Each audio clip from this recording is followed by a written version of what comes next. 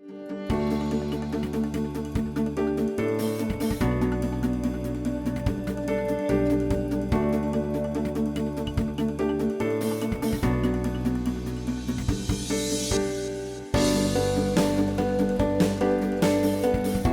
I'm Dr. Richard Cunningham, and I'm a knee and shoulder specialist with Vail Summit Orthopaedics in Vail, Colorado, and I'm here today to talk about arthroscopic rotator cuff repair of the shoulder.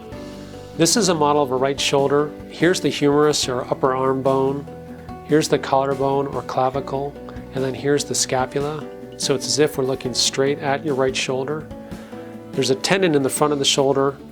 Off of that tendon is a muscle. This is your subscapularis. And that muscle and tendon acts to rotate your arm inward or internally rotate your arm. Your biceps tendon is here. That's the long head of the biceps tendon. It comes down and joins the muscle belly down here. On the side of the shoulder is the supraspinatus tendon. And again, there's a muscle here that becomes this tendon. And this tendon acts to elevate your arm out to the side. This is probably the most common rotator cuff tendon tear that I see. And in a rotator cuff tendon tear, the tendon tears right off of the bone and then it can start to retract this way. Here in the back of the shoulder, there's another muscle here called the infraspinatus, which becomes this tendon. And then there's a muscle here that becomes the teres minor. When these muscles are engaged, it acts to externally rotate or turn your arm outward. These can also tear off the bone. Rotator cuff tears are typically very painful. Patients complain of pain at night or pain when doing overhead activities such as when putting on a coat or reaching for a seat belt behind them. Patients usually have pain over the side of the shoulder if their supraspinatus is torn, or over the front of the shoulder if their biceps or subscapularis tendons are torn. In the office, I do a thorough physical exam and just check the range of motion of the shoulder as well as the strength of the rotator cuff.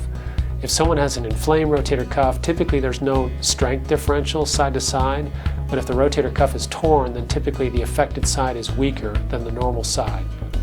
Rotator cuff inflammation or very small tears of the rotator cuff tendons can be treated with physical therapy.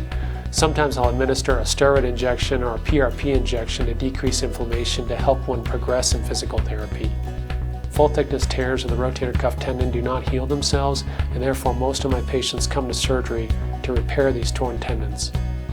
If one or more of the rotator cuff tendons is torn, I do recommend that patients get these fixed fairly quickly after the diagnosis, because over time these tendons can pull away from their attachment site, and if patients wait too long, they may no longer be repairable. I fix all rotator cuff tears arthroscopically by inserting an arthroscope in the shoulder or a small telescope the size of a pencil, and then I use small instruments to help assist mobilizing these tendons back down to their attachment site on the bone. Here's an example of a very large retracted rotator cuff tendon tear. As you can see, it has minimal excursion and it's very difficult to mobilize it back to the bone where it once attached. Here's another example of a torn rotator cuff tendon. As you can see, this one more easily mobilizes back to the bone onto which it once attached.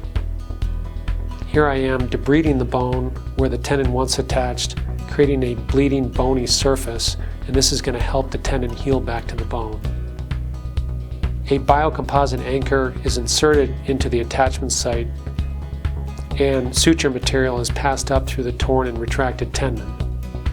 The suture material is then passed into another anchor placed more laterally in the attachment site, and this secures the tendon back to the bone where it can heal appropriately. This patient has a tear in their biceps tendon attachment site. This is the biceps tendon that I'm pulling on. A whip stitch with a very strong suture is placed in the tendon, and then a small drill hole is made at the top of the humerus. The tendon is inserted into this drill hole, and this button device is deployed to hold that tendon in the bone tunnel so that it grows into this new attachment site. Typically, I don't start formal physical therapy until 6 weeks from surgery, and we just do pendulum exercises and passive range of motion for the first 6 weeks. But at 6 weeks to 8 weeks, depending on the size of the tear, you can discontinue your sling and start some formal physical therapy consisting of aggressive stretching and then strengthening. At 3 months from surgery, patients are doing quite well, but it can take 6 to 9 months to get full recovery. I'm Dr. Richard Cunningham with Vail Summit Orthopaedics, and thank you for watching this video on arthroscopic rotator cuff repair surgery and biceps tenodesis surgery.